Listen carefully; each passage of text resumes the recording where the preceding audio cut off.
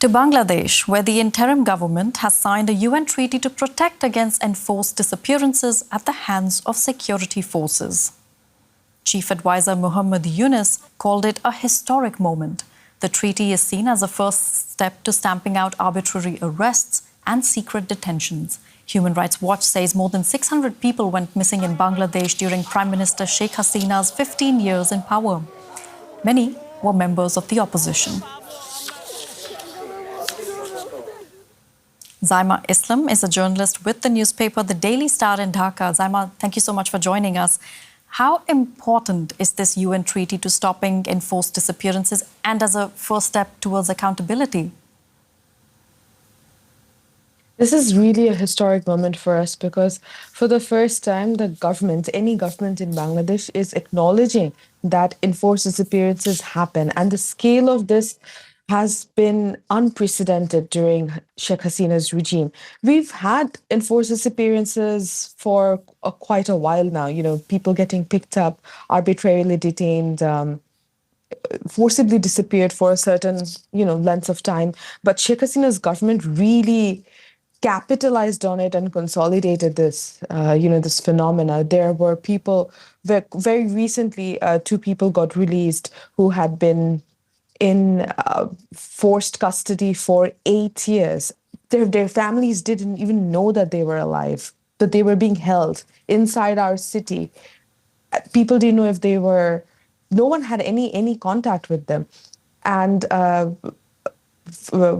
right now we're just coming to terms with the kinds of numbers that, that the numbers of victims that we could be potentially dealing with. And right now we have about like 709 victims of enforced disappearances that I think this government will have to be dealing with. The government will have to find out how many of them came back, how many of them are still missing, how many of them, and more importantly, who took them and where they went. So we're talking about more than 700 people gone missing in Bangladesh. What do we really know about them? And is there any, who are these people? And is there any chance of getting them back?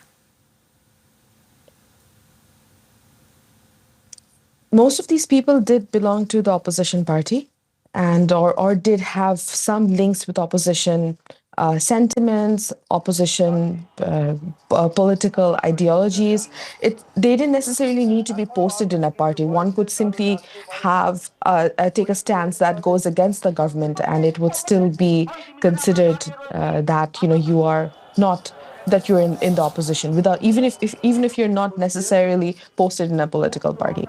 For example, I think my friends and my families were always concerned about me, that I might get picked up someday, just because I worked in a newspaper that was very critical of the government, and I particularly did stories that I actually investigated a lot about enforced disappearances. So I think that's probably why they were always so scared about me, which goes to show that just a normal person, a normal civilian, with no real links to politics, could get picked up and arbitrarily detained and probably never returned. That's incredible. Now, the interim government has also set up a commission to investigate these disappearances. Are families of the missing confident of finally getting justice? I don't think they have an option, because up until now, the government had completely denied. Any government in Bangladesh had completely denied that this happens.